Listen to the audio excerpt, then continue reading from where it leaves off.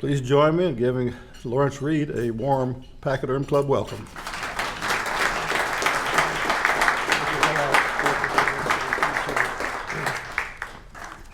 Thank you very much, John. Thank you, ladies and gentlemen. It's always a tremendous honor to be back in Wichita, and I appreciate the time you've taken from your day to hear what I have to say today.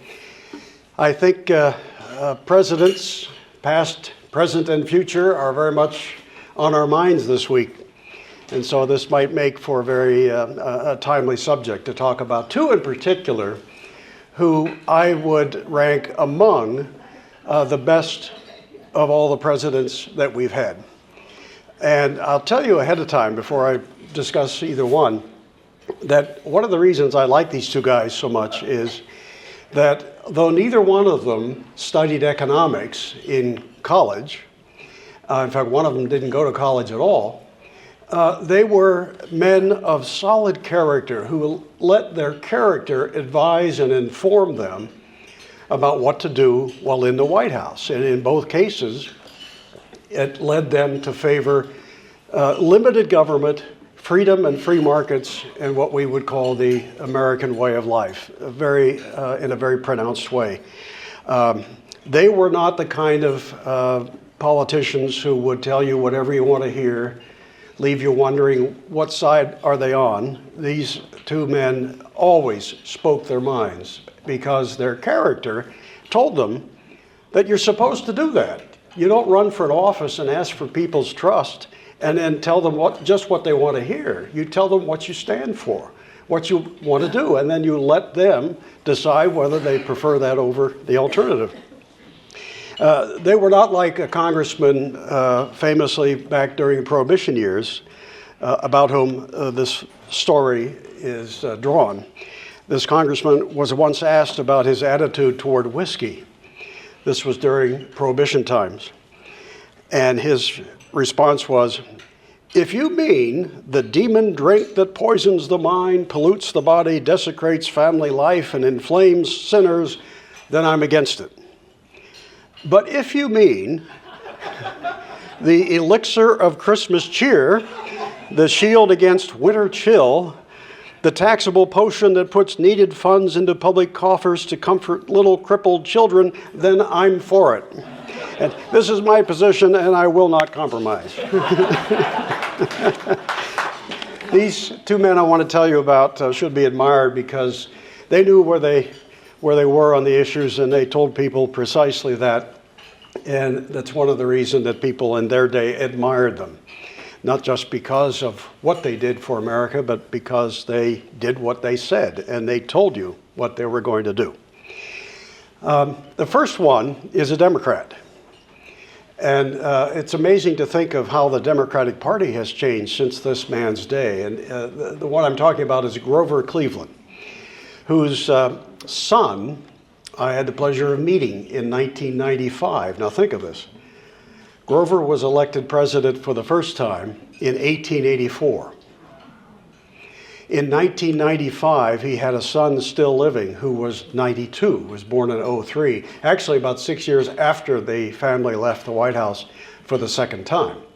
Grover was 67 when he and his wife had their fifth child, the one that I met in 1995. And when I went to Tamworth, New Hampshire to spend an evening with him, I said something at one point like this. I said, his name was Francis, named for his mother. And I said, "Francis, you have to understand what a thrill this is for me to meet a man whose father, not grandfather, but whose father was first elected president of the United States 111 years ago. How is that possible when you think of it? His dad was elected in 1884, and he's still around 111 years later." Well, he answered this way. He said, "That's nothing. Clevelands tend to marry late and have children late. And my grandfather, Grover's dad, was a baby when Thomas Jefferson was in the White House." Which immediately, how could you not think, what a young country that you could be talking to a man in 1995 whose grandfather was alive when Jefferson was in the White House. Grover Cleveland is a remarkable American story. as late as 1880. The only position he'd held in elected public life was some years before when he was elected for one term as sheriff of Erie County, New York. That's by 1880. That's all he was a very successful lawyer, but he had only held that one elected post some years before. But by 1884, just 4 years later, he'll end up being first mayor of Buffalo, New York, governor of the state of New York, and then president of the United States. I mean, it was an incredible meteoric political career propelled by the public's perception of his character. There'd been a long string of presidents who themselves were fine men, but who presided over administrations in which there was considerable corruption at times. And so the American people by 1884 were ready for a change, and Grover exemplified a very high, very lofty standard of personal character.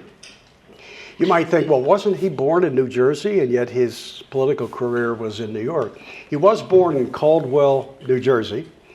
If you are ever in that part of northern New Jersey, I encourage you to stop by Caldwell, because his birthplace, the family home in 1837 when he was born, is still there. It's a Cleveland birthplace National Historic Site. And there you can see not only the bathrobe that the president wore. He's the second heaviest president in our history, and the bathrobe is spread out over the bed and looks like a curtain, practically. But you'll also find the only remaining slice of the 1885 official inauguration cake. It's still there under glass, not looking the best it ever has, but it's still there, a cake from 1885. Well, he was the son of a Presbyterian minister, and before he turned 10, they moved to New York. And in later years, as a young man, he decided he wanted to go west to Cleveland, Ohio, to see about this town that bore the name of the family, because it was founded by Moses Cleveland, who was an ancestor of Grover's. But he never made it to Cleveland, Ohio. He stopped in Buffalo, New York on the way, and visited with an uncle who persuaded him to stay and helped him earn his law pedigree.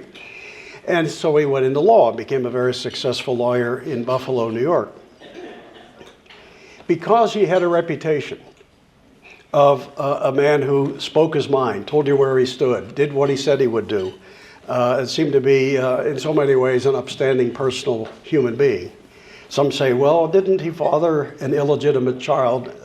Francis told me the family never thought that was true, but nonetheless, Grover rose to the occasion and cared for that child. But I don't think we'll ever know for certain whether he did. But even if there was that one youthful indiscretion, he sure lived a life and served in public office as a man of solid character.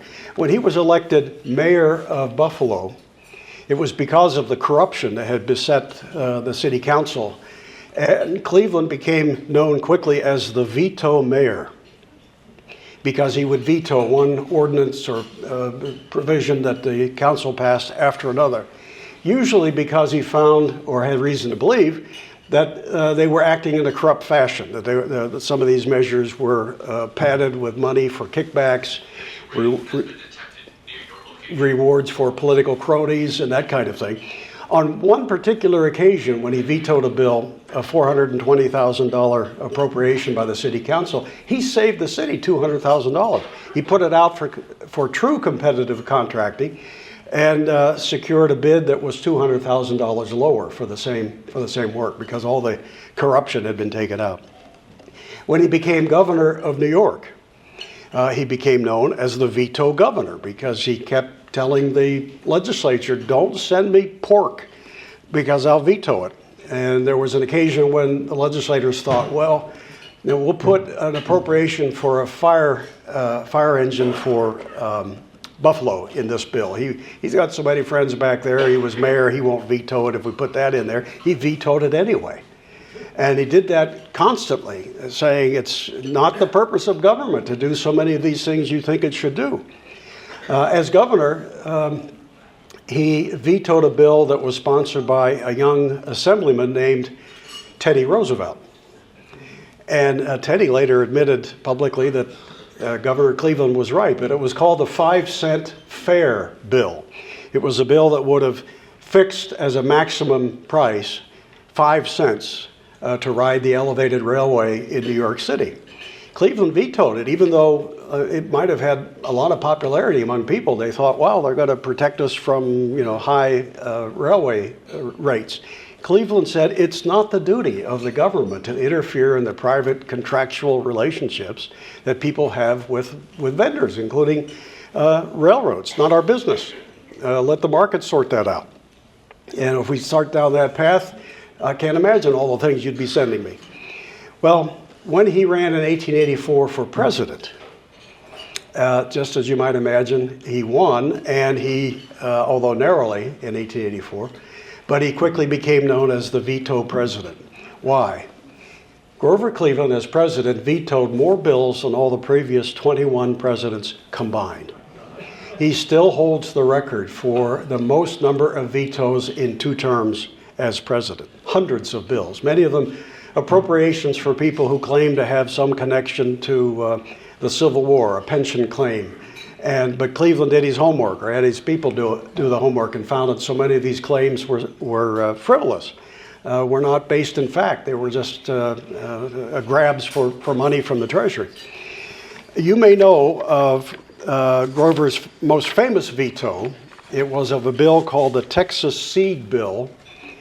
It would have appropriated $10,000 for drought-stricken farmers in Texas. This was at a time before we knew of such things as federal aid for the distressed. The fact that we weren't doing that sort of thing didn't mean we weren't a compassionate people. It's just that when government doesn't, that isn't evidence of compassion much of the time. And Grover Cleveland vetoed that bill, and in his message, he said, though the people may support the government, it's not the duty of the government to support the people. And he went on to say that we must rely in times of distress on the charity of our fellow countrymen. They've always come through. The Louisville Courier-Journal in Kentucky at the time not only supported Cleveland's veto, but they said, we'll prove him right. We'll raise money for drought-stricken Texas farmers within our readership. They raised something like, I think it was $2 million. The number escapes me at the moment, but it was considerably more than what the value of it was equivalent to something like several million today. More than what Cleveland had vetoed at the federal level, just raised by that Kentucky newspaper all by itself. Cleveland was a firm believer, I think, in all the right things.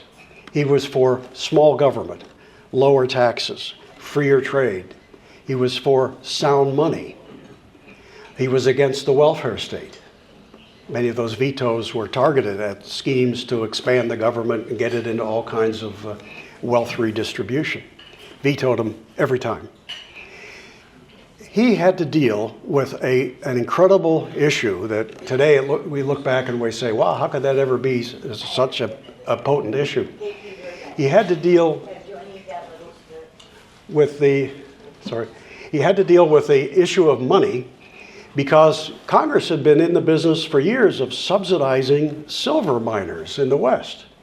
Since 1878, when the Bland-Allison Act was passed, Congress had been involved in subsidizing silver. That law in 1878 required that the Treasury buy $2 to $4 million worth of silver every month and pay for it twice what it was worth in the marketplace.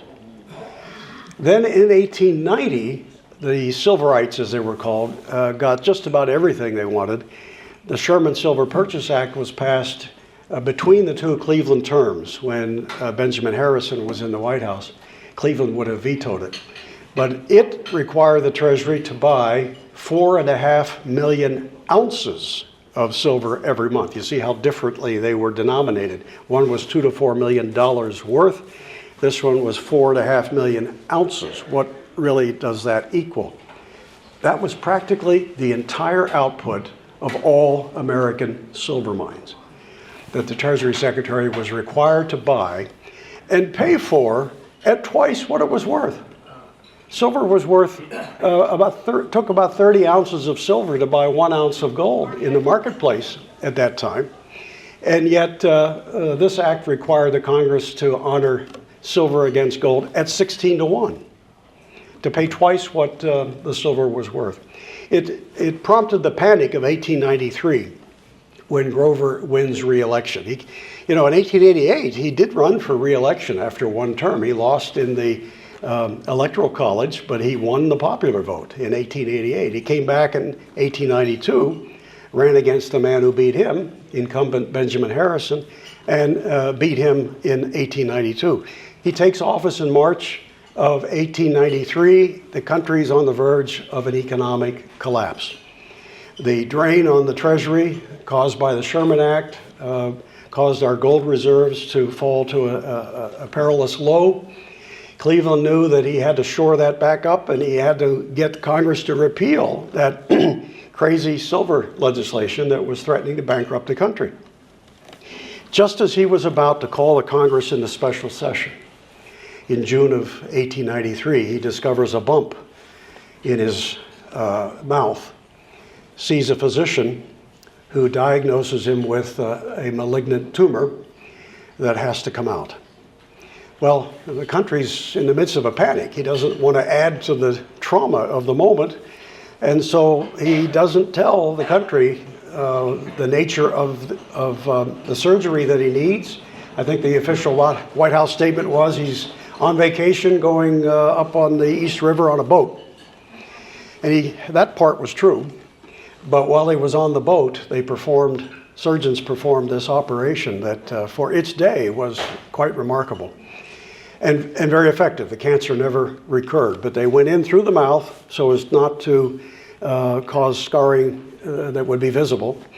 And they removed most of his upper palate, extracted a golf ball-sized tumor, replaced what they had cut out with a prosthetic of vulcanized rubber, and fitted it so well that Cleveland had no recurring troubles. And in August, he called the Congress back into session. And incidentally, if you're ever in Philadelphia, you can actually see that tumor. There's a place called the the Mutter Museum of Medical Oddities, and Grover Cleveland's tumor is there in a jar.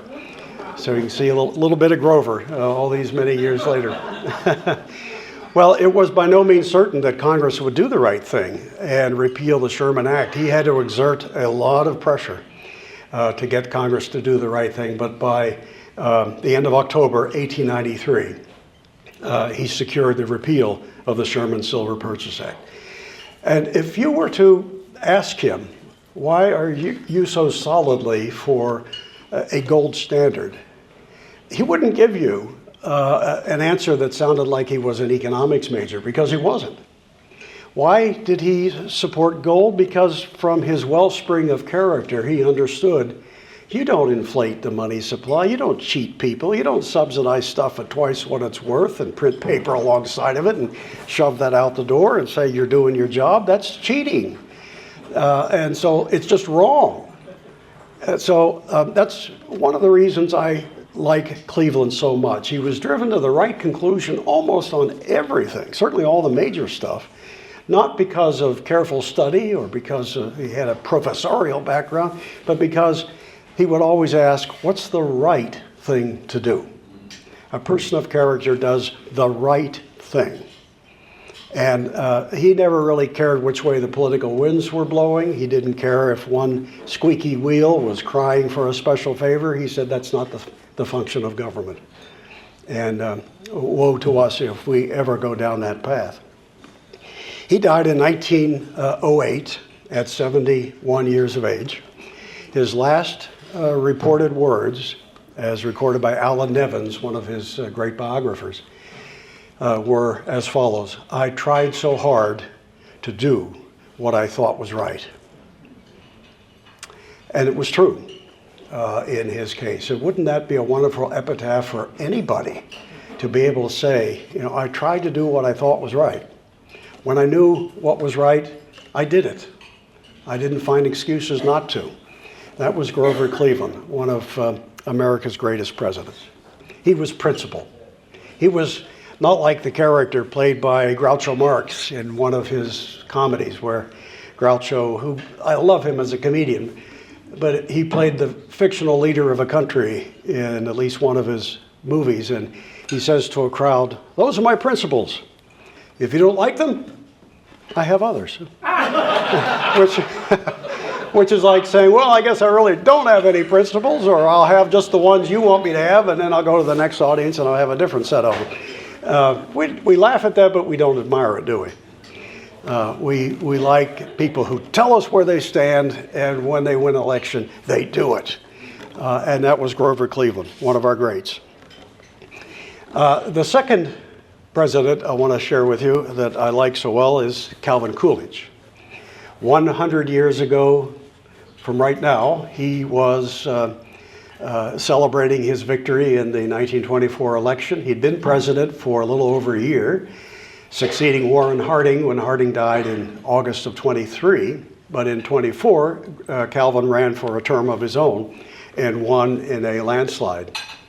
Even bigger than last Tuesday's landslide, he won in 1924. The country was wild about Cal. And we know him today by what the history books tell us as Silent Cal.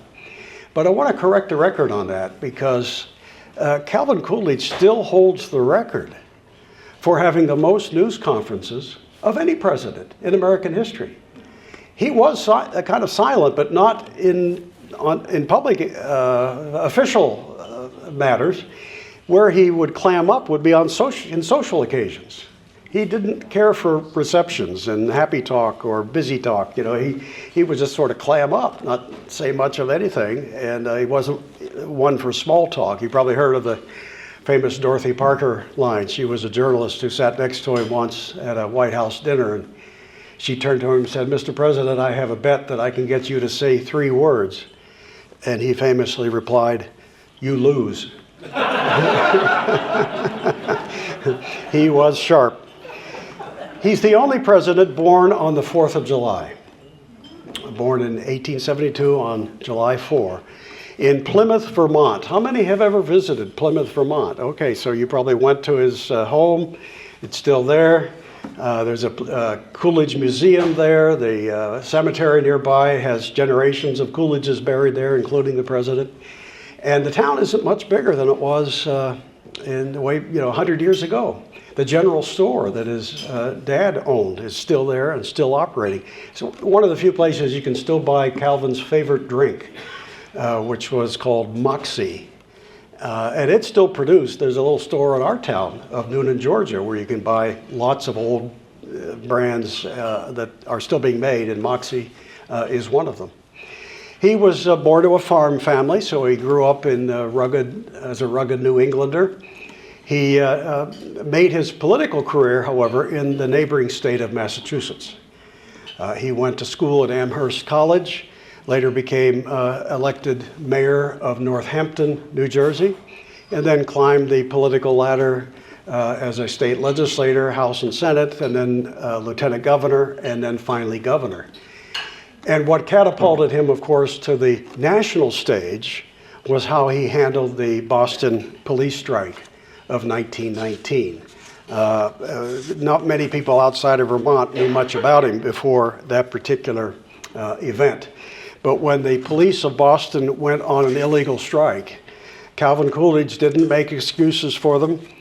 He stopped the strike, fired them, those who wouldn't go back to work, and he issued the following statement that still rings to this day. He said, "There is no right to strike against the public safety by anybody, anywhere, anytime." And all of a sudden, the country said, "Hallelujah." There's a plain-spoken guy. We ought to look to him for maybe some national position. The next year, 1920, finally, the last full year of Woodrow Wilson, arguably the worst president in American history, I think.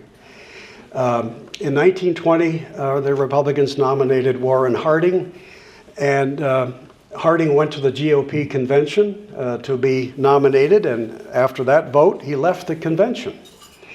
And he left with word that the person he would like to be his running mate was Senator Irvine Lenroot. I can hardly get that out. Irvine Lenroot of Wisconsin. And he left the convention assuming they would ratify his choice and Lenroot would be his choice. And if it was, we'd be talking about President Lenroot within 4 years. But the convention so loved Calvin Coolidge that when a delegate put his name in nomination, they just stampeded for Coolidge, and he was given the nomination as vice president. Harding and Coolidge never had bad words for each other. They took to each other very quickly, no hard feelings. And Coolidge was a very loyal and supportive vice president during the 3 years he served in that position. When word came in August of 1923 that unexpectedly Warren Harding had died upon returning from a trip that took him as far as Alaska, Calvin was at his father's home, the family homestead in Plymouth, Vermont. And word came at about 1 a.m. in the morning that he had to be sworn in as the new president. They had to find somebody with some official capacity who could legally administer the oath. So he picked his dad, who was a justice of the peace and was there, could be recognized as a lawful legal authority who could administer the oath. And he did so at about 2 in the morning under the light of a kerosene lamp. And Calvin then promptly went back to bed and apparently slept very soundly because he wasn't the kind of guy who thought, oh, I'm president, now I got to run everybody else's life. I got to, busy myself with plans for the people. Not Calvin. That was not in his nature, nor was it any aspect of his 5.5 years as president. He kept a number of the cabinet officials that Warren Harding had. One of them proved to be, I think, one of our very best Treasury secretaries in American history. From Pittsburgh, that was Andrew Mellon. Andrew Mellon had had a remarkable career. He was in his late 60s when Harding tapped him as Treasury Secretary, which only paid $12,000 a year. Mellon was the third wealthiest man in America at the time, behind, I think, Rockefeller and maybe a Vanderbilt. Third richest, anyway. But he took that $12,000 a year job as Treasury Secretary, and right from the get-go, he led the effort under Harding and then under Coolidge to bring down extraordinarily high income tax rates. The income tax was given to us by Woodrow Wilson in 1913 when he signed it into law. At the time, during the debate, there were people who said, oh, if we pass this bill, which calls for a top rate of 7%, it'll be no time before it might even go sky high, like to 10%. But before Wilson was gone, the top rate had risen to 73%. In the presidency of the very guy who introduced it, it went from 7 to 73%, the top rate.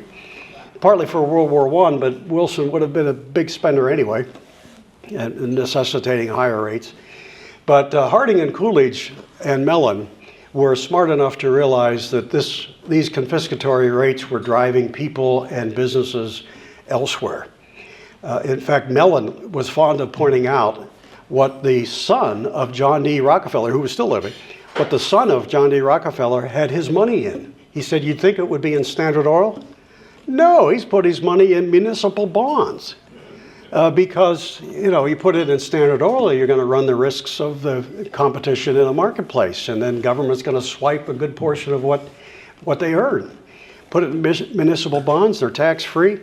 And Mellon, Coolidge, and Harding understood that was not good for the economy. Maybe it's good for government, but it wasn't good for the economy because it meant that capital, instead of being directed in constructive, positive, developmental ways, instead it goes into these sterile government bonds to finance government spending. And they said, we got to bring these rates down. Before they're done, over several measures in the 1920s, the top rate will go from 73% down to 25%.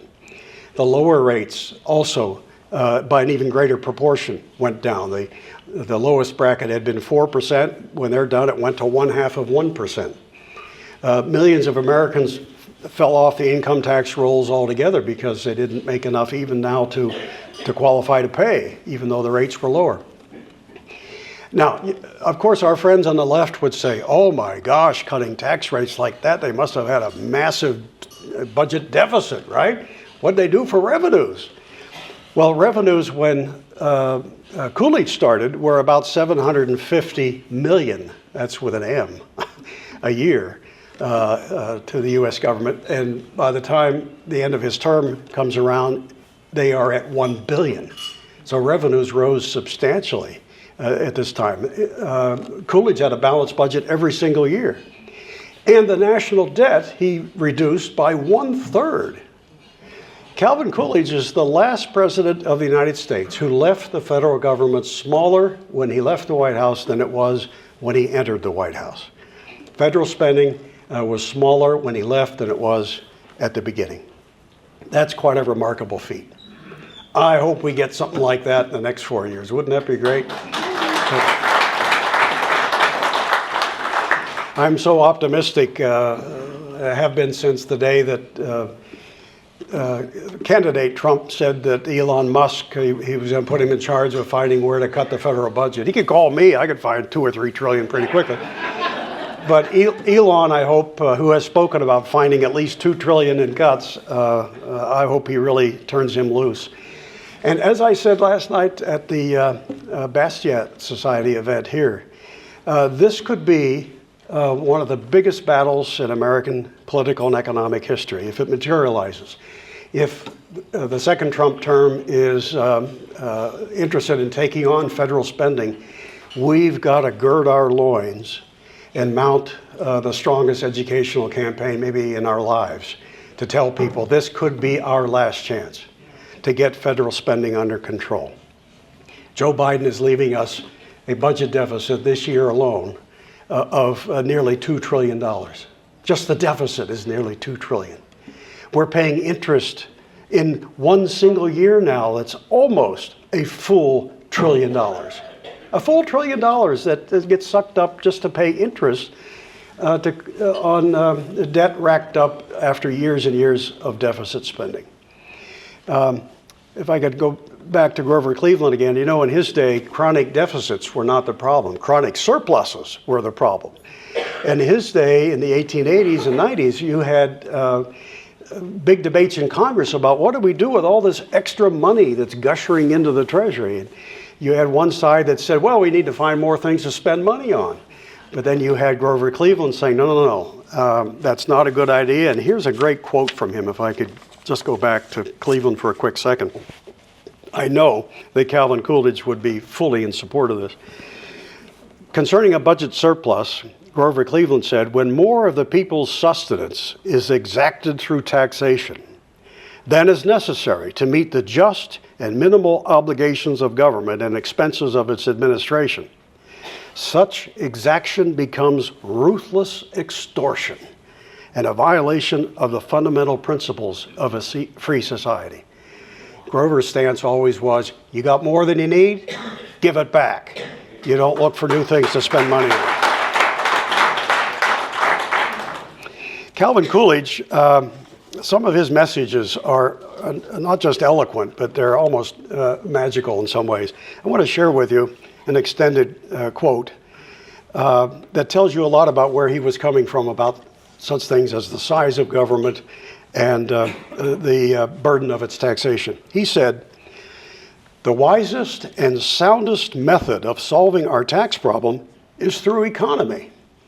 The collection of any taxes which are not absolutely required, which do not beyond reasonable doubt contribute to the public welfare, is only a species of legalized larceny. Under this republic, the rewards of industry belong to those who earn them. Boy, can you imagine Biden ever saying that? The only constitutional tax is the tax which administers to public necessity. The property of the country belongs to the people of the country. Their title is absolute. They do not support any privileged class. They do not need to maintain great military forces. They ought not to be burdened with a great array of public employees. I am opposed to high tax rates because they produce little or no revenue, because they're bad for the country, and finally, because they are wrong. We cannot finance the country. We cannot improve social conditions through any system of injustice, even if we attempt to inflict it upon the rich. Those who suffer the most harm will be the poor. The country believes in prosperity. It is absurd to suppose that it is envious of those who already are prosperous. The wise and correct course to follow in taxation and all other economic legislation is not to destroy those who have already secured success, but to create conditions under which everyone will have a better chance to be successful. Isn't that incredible? Calvin Coolidge. He even went after the estate tax. He and Mellon proposed eliminating it altogether. It was at 40% at the time. They couldn't get Congress to do the full measure, but they did cut it in half. There was a bill that came up twice that Calvin Coolidge tackled, and among his vetoes, this is probably the most memorable. It was called the McNary-Haugen bill. It was a farm bill that would have gotten the federal government massively into the business of buying up huge quantities of farm production to try to get the price raised up and then just ship it out of the country. It didn't provide for that it'd be sold at a certain price or anything. Just get it out of the country, put it in a boat and sink it, or whatever it takes. And Coolidge vetoed it. Congress and said to the Congress, "Don't send me something like that again. We can't afford that kind of monstrosity, and the American government shouldn't be in the business of singling out a certain class and saying you get special favors at other people's expense." Congress didn't listen. They tweaked it a little bit, sent it back, thinking he's not going to veto it a second time. He did, and was known ever after as a man who really meant it when he said, "Don't send me anything like that again." Tragically, he decided in 1928, although he could have run for a second full term, he decided not to. And family members always said that it was the loss of his younger son during his term in office at the White House that precipitated that. He said, I forget the exact words, but the president himself said he just felt so deflated when his younger son, Calvin Jr., suffered an injury on the White House tennis courts, which turned into sepsis and caused him to die. I happened to meet the other son. As I'd met Francis Cleveland, I met John Coolidge about a year before he passed away in the 1990s. And his memory of his dad was much greater than Francis Cleveland's memory was of his father's, because Francis Cleveland was only 5 when Grover died in 1908. But John Cleveland was in his 20s, in the 1920s. And he had vivid memories of life at the White House. And one of the stories he told me was he loved Christmas time because Vice President Dawes, who was a composer in his spare time, he was quite a musician, he and his family would come to the White House, and the Coolidges and the Dawes family members would gather around the piano as the vice president played Christmas carols. And he said he just had such wonderful memories of the family doing that for several years in the White House. John Coolidge, like his dad, was a remarkably beloved man in Plymouth, Vermont, never left town, operated a cheese factory, and was one of the most respected small business people in the state of Vermont. He was well trained. It's hard to think that America today would elect a Cleveland or a Coolidge again. Maybe so, but sometimes I worry that maybe we have put such a low premium on the values that they represented that maybe they couldn't get elected today. I don't know. We will be tested in the next 4 years, won't we? If the budget cuts are proposed, will the American people rally around them and say, get it done? I sure hope so. That's, as I see it, probably the number one or two issue that we face in the next 4 years. It may be our last chance to get federal spending under control and end these runaway deficits. But people like Coolidge and Cleveland could come forth from a people who put a premium on things like character, who felt that, hey, you stand for what's right, for what's true. Neither Coolidge or Cleveland would ever think the truth was relevant, which is a common term used in academia today, that truth is sort of like whatever you want it to be. And we hear people talk of his truth or her truth. You've heard that, right? Every time I hear that, I want to scream. I want to say, is that the same as the truth? Because if it isn't, then somebody needs to clean up their act. There is the truth. There's not whatever you think it is for the moment, just because of some agenda you might have. There is the truth, and a people of sound character will constantly be truth-seeking people. And when they find it, they stand by it. And that was a sterling quality of both Coolidge and of Cleveland. Men that really, whose character defined America, that exemplified America for so many generations and made us the great country that they were. And people ask me all the time, what do you think is the most important issue facing the country? I love it when I get that question because it gives me an opportunity to make a critical point. They expect me to say it's the deficit or it's taxes, size of government, opioids, the Middle East, any number of other things, all of which are genuinely big issues. But I like to say, no, the number one issue in the country is the same today as it has always been, and as it always is in every country, because everything flows from it. You get it wrong, nothing else is going to go right very often. And that number one issue is character. It's character.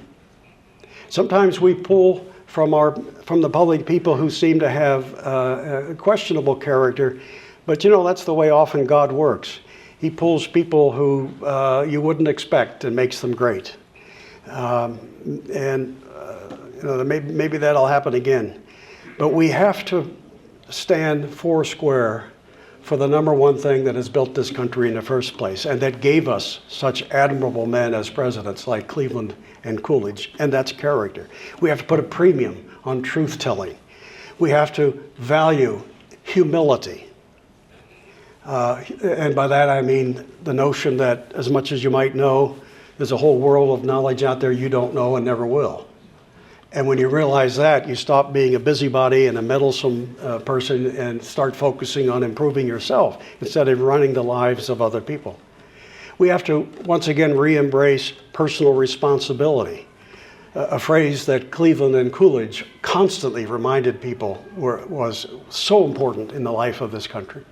We have to remind people, once again, that patience and courage are incredibly valuable character traits necessary for the success of each one of us as people and as successful as for the country as well. Character makes all the difference in the world. We should be thankful we had such men of character in the White House as Cleveland and Coolidge. We must hope and pray that we can restore that caliber of character in the future. And in the meantime, when people in office do the right thing, we have to praise them, support them, cheer them on, and help them make the case. Ladies and gentlemen, you've been a great audience. I think we have maybe a little time for questions, and I'd be happy to take them. Thank you. Thank you.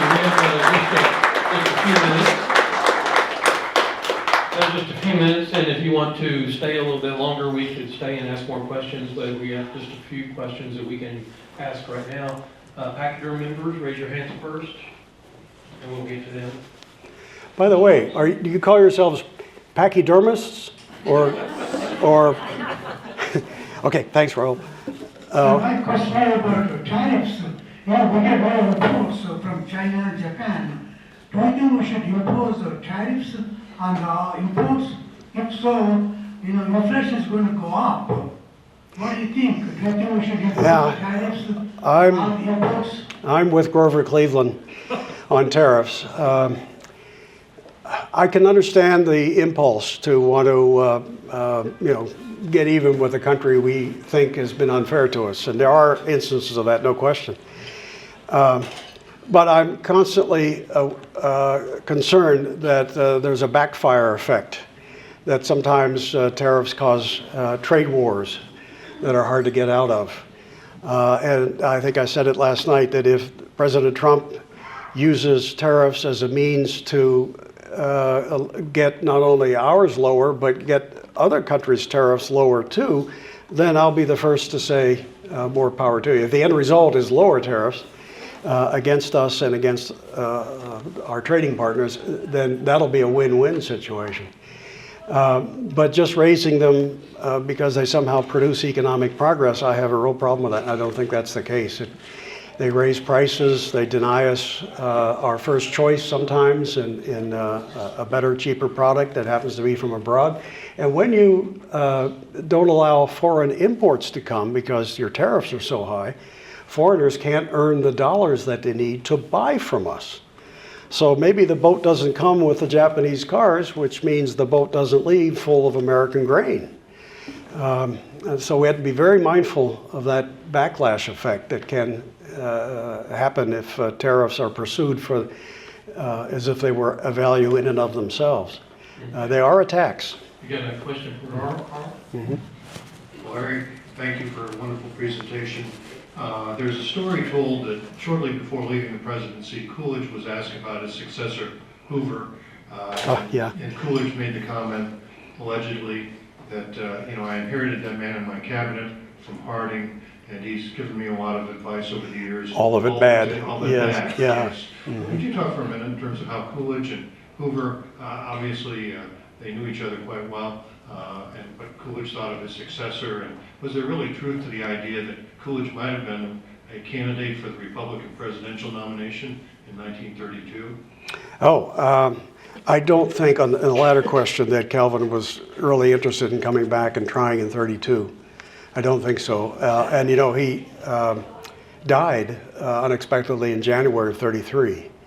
I don't know, but he wasn't the type of guy who would have talked about it anyway, that he had a health issue up till then, but he died suddenly, I believe, of a heart attack. But I don't think he had an interest in coming back. He really did want to, he did value the life of a farmer in Vermont. He was like almost like a Cincinnatus. When your country calls and needs you, you go serve, but you don't think of it as a career, you go back home from whence you came. And he was very happy to go back to Vermont. What he thought of Hoover, I think, is exemplified by that famous remark. He always thought Hoover was, I think, a good man personally, not corrupt, but I think he didn't think he understood much of economics. And we found that out. Hoover was personally a good man, but he did all the wrong things faced with the Great Depression. He raised income taxes, which led to a falling out with Andrew Mellon. He raised tariffs to an all-time high, virtually closed the border, made a recession into a depression. When Roosevelt ran against him in 32, Roosevelt promised to bring back less government. He campaigned on a platform. It was in the Democratic Party platform of 1932 to cut federal spending by 25%.